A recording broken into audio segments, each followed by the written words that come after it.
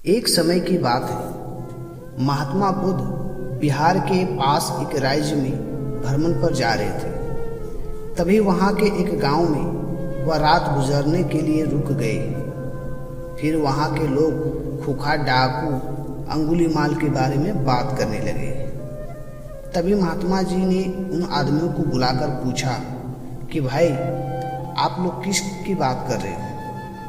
तब आदमियों ने बताया कि महात्मा जी, हम डाकू अंगुलीमाल के बारे में बात कर रहे हैं। तब महात्मा जी ने पूछा, अंगुलीमाल कौन है?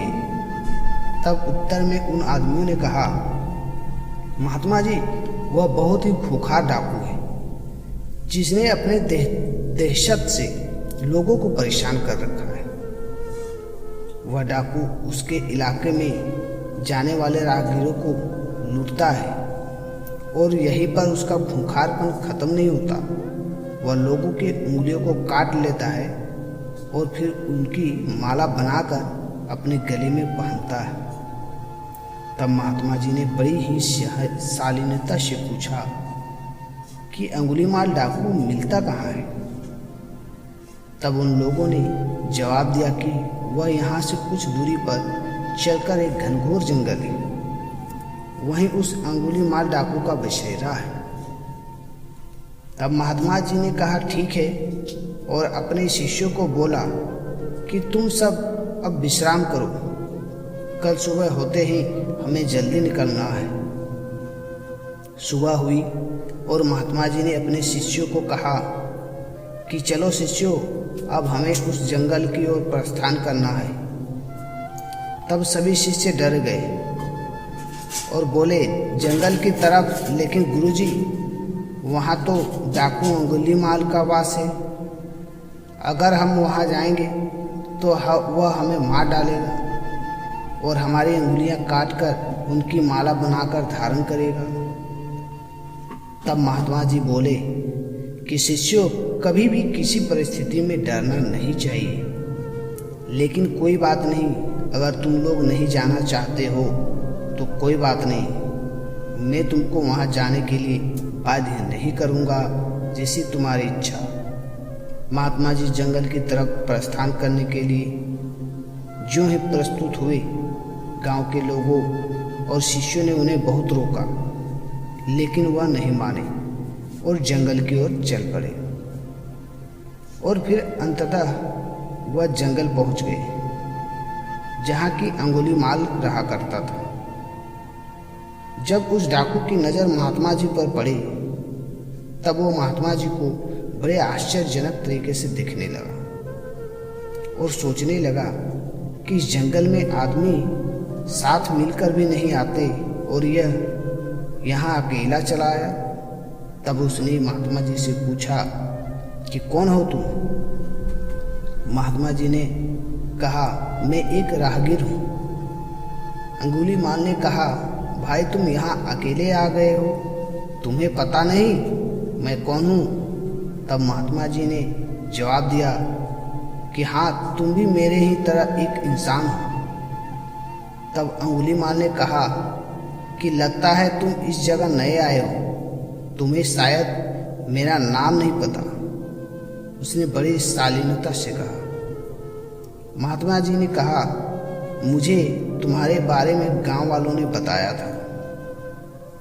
तब अंगुलीमाल ने कहा, फिर भी तुम यहाँ चले आए, तुम्हें मुझसे डर नहीं लग रहा है क्या? तब महात्मा जी ने कहा कि डर कैसा, मुझे तुमसे क्यों डर लगेगा? तब वह डाकू गुस्से से लाल पीला होकर महात्मा जी को घूरने लगा और कहने लगा कि तुम्हें नहीं पता कि मैं कितना ताकतवर हूँ? मेरे डर के कारण यहाँ अच्छे से अच्छे दिग्गज आने की हिम्मत नहीं करते और तुम यहाँ मरने चले आए हो। तब महात्मा जी ने कहा, ताकतवर? मैं तो तुम्हें ताकतवर नहीं मानता। तब तो गुस्से से लाल आंखें करके वह डाकू महात्मा जी को देखने लगा। तब अंगुलीमाल ने कहा कि तुम्हें नहीं पता कि मैं कितने आदमियों को मार चुका हूँ? मेरे गले में यह माला देख रहे हो? मैंने उन आदमियों को सिर्फ लूटता नहीं हूँ, बल्कि उनके हाथ की उंगलियों को काटकर अपनी माला में पिरो लेता हूँ। यह कहते हुए अंगुलीमाल जोर जोर से हंसने लगा।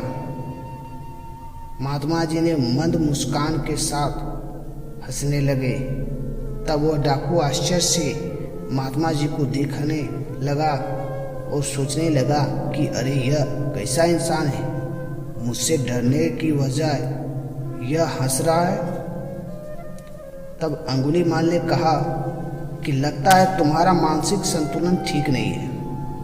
यह सुनकर तुम्हें सदमा लग रहा है। महात्मा जी ने कहा, मुझे कोई भी सदमा नहीं लगा और न मेरा मानसिक संतुलन खराब है। अंगुलीमाल ने कहा, तुम्हें मुझे जैसे ताकतवर डाकू से डर नहीं लग रहा? और यह सब सुनकर तुम मेरे सामने खड़े हो, यह उससे भी ज़्यादा आश्चर्य की बात है। तब महात्मा जी ने कहा, कौन ताकतवर? तुम मुझे सबसे ज़्यादा डरपोक लगते हो। इतना सुनते ही अंगुलीमाल क्रोध से तिलमिला गया और उसने अपनी तलवार निकाल ली और महात्मा जी के गले में लगा दी। तब महात्मा जी ने कहा, मेरी बात तो सुनो भाई। उसने बोला, जल्दी बोल, अब मैं तेरे मुख से और कुछ नहीं सुनना चाहता हूँ। अरे भाई, अगर तुम सच में ताकतवर हो तो तुम सिद्ध करो, तब मैं मानूंगा। अंगुलीमाल ने कहा, अच्छा बता मुझे क्या करना होगा अपने ताकतवर सिद्ध होने के लिए। तब महात्मा जी ने कहा कि तुम्हें वो पेड़ दिख रहा है? अंगुलीमाल ने कहा, हाँ दिख रहा है। तो क्या करना है, उस पेड़ को गिराना है? महात्मा जी ने कहा, नहीं, तुम्हें सिर्फ उस पेड़ से 10 पत्ते तोड़कर लाने हैं। इतना सुनकर अंगुलीमाल जोर जोर से हंसने लगा और हंसते हंसते पेड़ से पत्ते तोड़ लाया और महात्मा जी को देने लगा।